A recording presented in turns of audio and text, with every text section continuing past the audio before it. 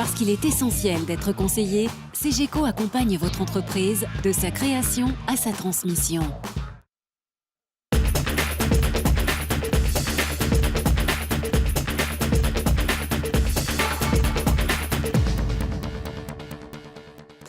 Bonjour et bienvenue dans Lyon Décideur. Le 6e prix Acteur de l'économie, c'est le 12 juin à la Chambre de commerce et d'industrie de Lyon, en présence de Franck Ribou.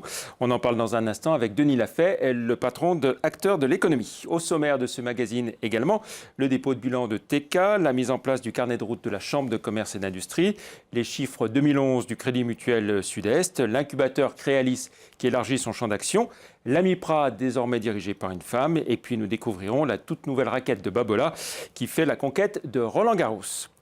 Rude coup pour la place financière lyonnaise et les entreprises cotées en bourse. La société de Brignais, TK, spécialiste des implants médicaux et dentaires, a déposé le bilan un an après son arrivée en bourse.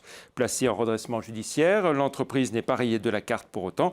La direction espère une solution de continuation. Reste que cette faillite pose pas mal de questions et laisse songeur. Comment une entreprise qui a levé 15 millions voici un an à peu près pour assurer son développement peut-elle se retrouver si vite au tapis ? Erreur de gestion ou erreur d'appréciation? On attend les réponses. La CCI de Lyon poursuit la mise en place de son carnet de route avec, entre autres, 2 nouvelles agences à Vaux-en-Velin et Villeurbanne, la création d'une cellule dédiée aux entreprises en difficulté avec un numéro vert à la clé, la création d'un guichet unique, Chambre de commerce et d'industrie, Chambre de métiers de l'artisanat à Tarare et la sortie prochaine d'un guide simplifié CCI mode d'emploi. Satisfaction pour le Crédit Mutuel du Sud-Est avec un produit net bancaire de 214,5 millions d'euros et un bénéfice net de près de 33 millions.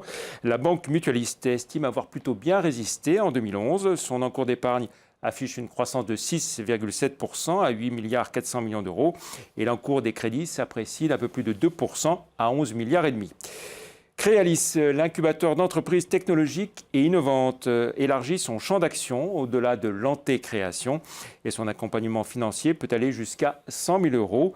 À noter aussi le changement à la tête de Créalis. Cédric Gneutin a pris la suite l'automne dernier de Nadia Kamal.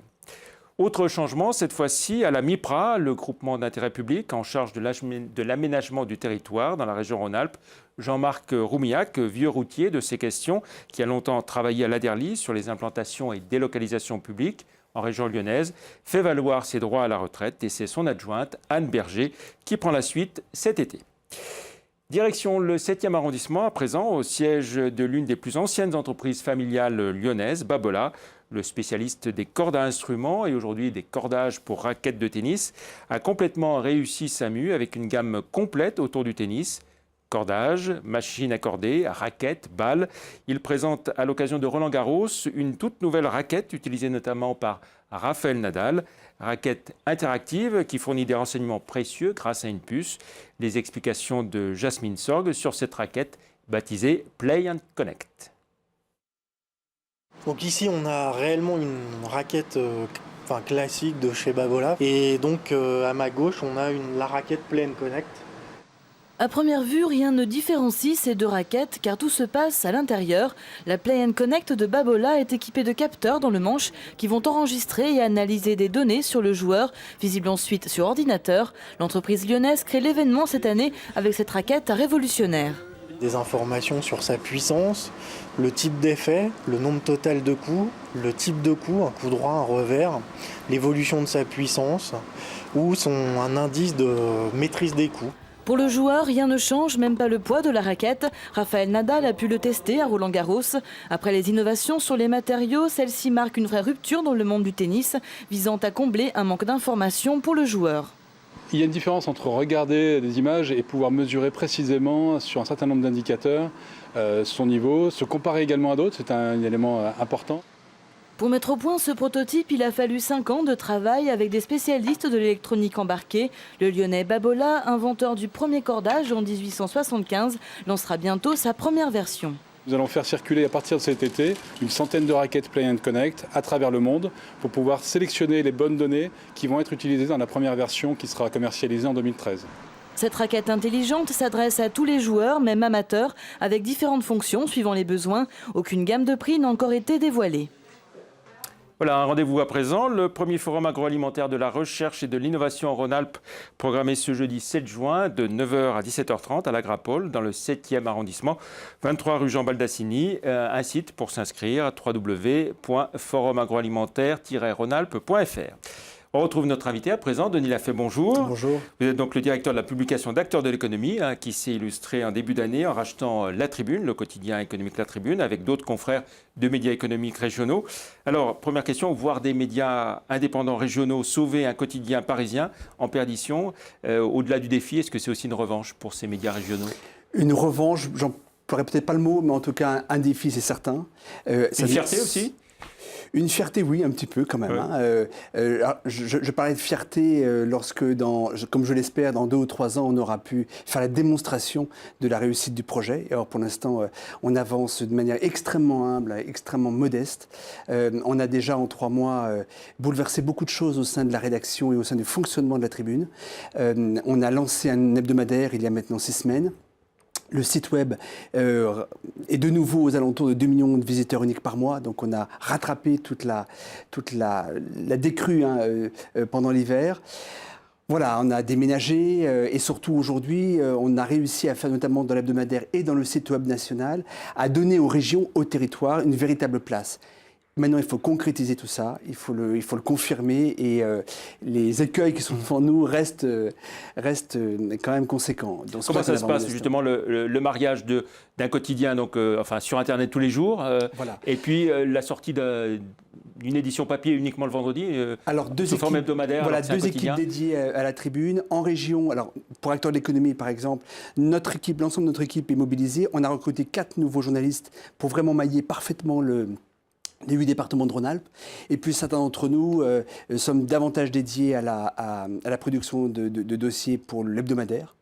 Voilà. Et puis on va poursuivre ce développement dans les prochaines semaines avec de nouveaux recrutements. Et les lecteurs ne sont pas perturbés donc non, les premières sorties, donc vous avez commencé quoi? Début avril, mi-avril? Voilà, la sortie, début avril, tout à fait. Kiosque, début avril. Ils ont été un petit peu perturbés. Après, il y a un travail très distinct entre la production de l'information sur le web, qui est une information quotidienne, l'hebdomadaire La Tribune et le mensuel Acteurs de l'économie. Donc on distingue totalement la nature des sujets que l'on traite et la manière de les traiter. Alors, donc on va en venir au prix Acteurs de l'économie CJD, de l'esprit d'entreprise, avec un président prestigieux cette année, Franck Reboux, un Lyonnais, le patron de Danone. On va dire, Franck Reboux, c'est une référence particulière dans le patronat. Il est un peu à part. Quand même, d'abord parce que c'est le fils du père, et je crois que tout le monde a en mémoire ce qu'était le père Antoine et justement l'identité de BSN, ex-BSN, après devenu Danone, avec toujours ce projet de marier l'économique et le social, le fameux discours de 1972.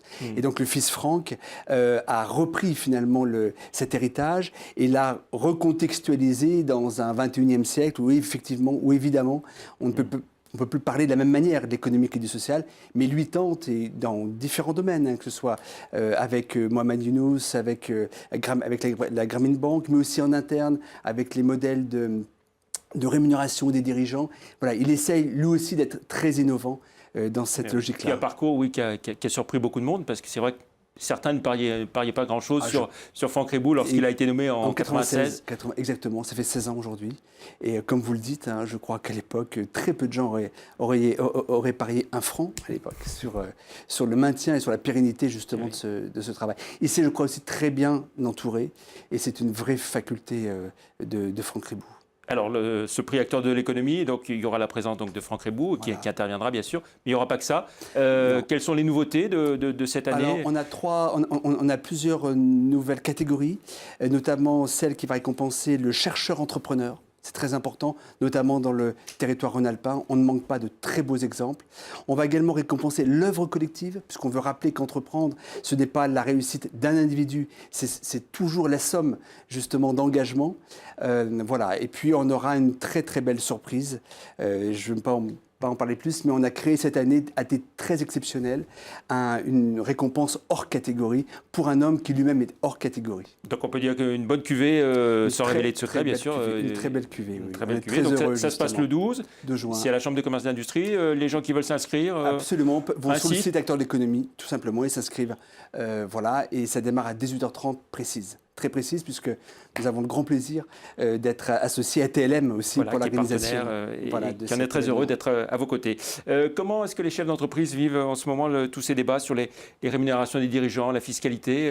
Je sais que vous avez interrogé Franck Ribou, justement, oui, alors, d'Acteurs de l'économie. On va dire qu'ils réagissent de manière extrêmement disparates, parfois avec soit de la gêne, hein, soit surtout des distorsions importantes, je pense, entre leurs convictions profondes, en tout cas pour certains, et puis la réalité, et peut-être aussi la peur de ce que cela pourra générer demain, dans le cadre de recrutement, notamment de dirigeants. On parle beaucoup de possibles expatriations, justement, soit de centres décisionnels, voire de sièges sociaux. Je crois qu'on n'en est absolument pas là pour l'instant. Il y a peut-être aussi beaucoup de fantasmes autour de ça. Il faut plutôt raison garder, à mon avis. On va jeter un œil à votre dernier numéro d'Acteurs de l'économie qui vient de sortir. Hein, c'est tout frais et donc en vente en kiosque et puis on peut s'abonner aussi.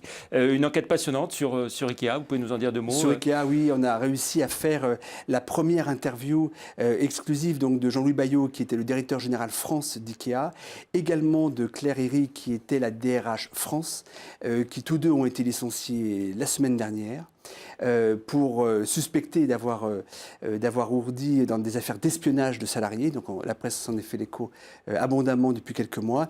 Et en fait, on essaie de comprendre, de décortiquer en fait ce qui était sous-jacent à ces suspicions, et essayer de comprendre comment le groupe même Ikea s'est peut-être fourvoyé, notamment en espérant dupliquer en France une culture suédoise qui lui était propre. Et là, on s'aperçoit de dysfonctionnements internes très très lourds, et qui ont justement pu participer à cette situation désastreuse pour l'image d'IKEA. Très intéressant. Donc à lire dans Acteurs de l'économie, vos projets pour au-delà de cette soirée du 12 juin. Beaucoup de conférences débats dans les prochaines semaines. Avec deux très intéressants. Voilà, le 7 juin à l'IAE avec Francis Mer et Jean-Pierre Levaz sur le modèle allemand. Modèle à fuir ou modèle à suivre.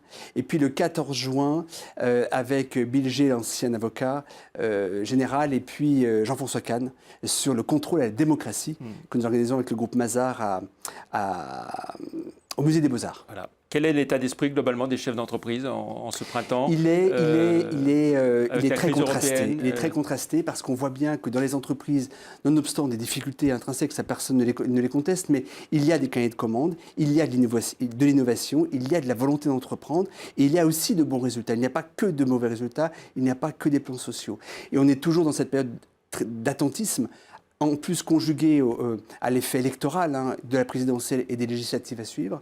Donc voilà, c'est sûr que le spectre grec et peut-être espagnol, surtout si le spectre espagnol venait à se confirmer, là ça pourrait changer la donne. Et pas de catastrophisme non plus? Non, on ne le sent pas. On ne le sent pas. En tout cas, on voit des cas très lourds, mais on voit aussi des cas heureux et des cas qui entreprennent et qui réussissent. Très bien, merci beaucoup Denis Lafay. Donc rendez-vous le 12 juin et puis on aura l'occasion de revoir les meilleurs moments sur TLM dans le cadre de notre partenariat. Et puis la semaine prochaine, nous parlerons du Salon des entrepreneurs qui lui aura lieu les 13 et 14 juin. Merci, au revoir. Merci.